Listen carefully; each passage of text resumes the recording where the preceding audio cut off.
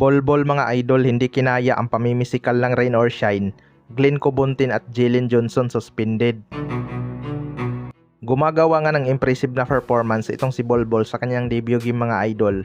Matapos itong magtala ng double-double 38 points at 16 rebounds. Pero hindi nga ito naging sapat para bigyan ng unang panalo ang TNT Tropang 5G.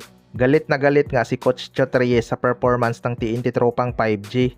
Isa nga sa mga napansin ko mga idol sa laro nitong si Bolbol mga idol, parang siya nga ang naging gwardya ng TNT Tropang 5G. Madalas nga siya ang nagdadala ng bola at nagiging buwaya sa laban, kaya hindi na makadiskarte ang kanilang ibang shooter.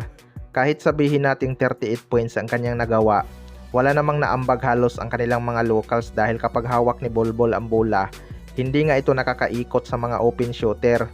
Masyado ding tamad sa depensa itong si Bolbol mga idol. Kapag nagmintis ang kanyang tira halos hindi na nga siya bumababa sa depensa.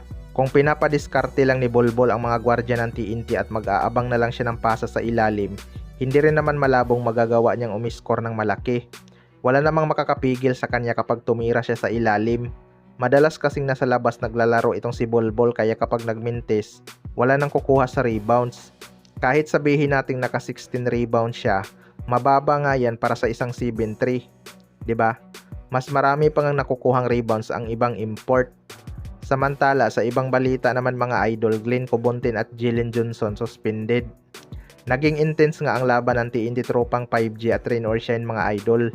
Una pa lang nagkakainita na nga itong si Bolbol at Keelan Chongson. Tinesting din ni Bobelga itong si Bolbol kung papalag sa kanya.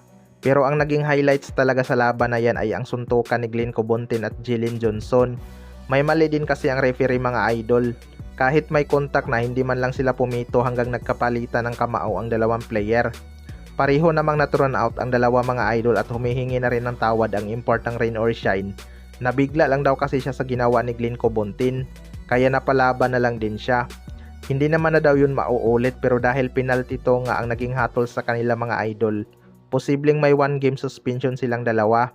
Kung masuspended man sila, malaking problema ito para sa Rain or Shine dahil import nga ang mawawala sa kanila habang sa TNT naman ay bench player lang.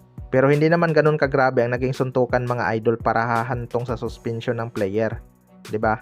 Okay na talaga yung na-turn out silang dalawa sa laban para hindi natataas ang tensyon. Baka kasama lang talaga sa plano ng TNT na sirain ang laro ng import ng Rain or Shine dahil ito nga ang nagpapahirap sa TNT. Mas mainit pa nga ang kanyang shooting kaysa kay Bolbol. Kaya abangan na lang natin kung ano ang magiging hatol ni Kumi sa dalawa.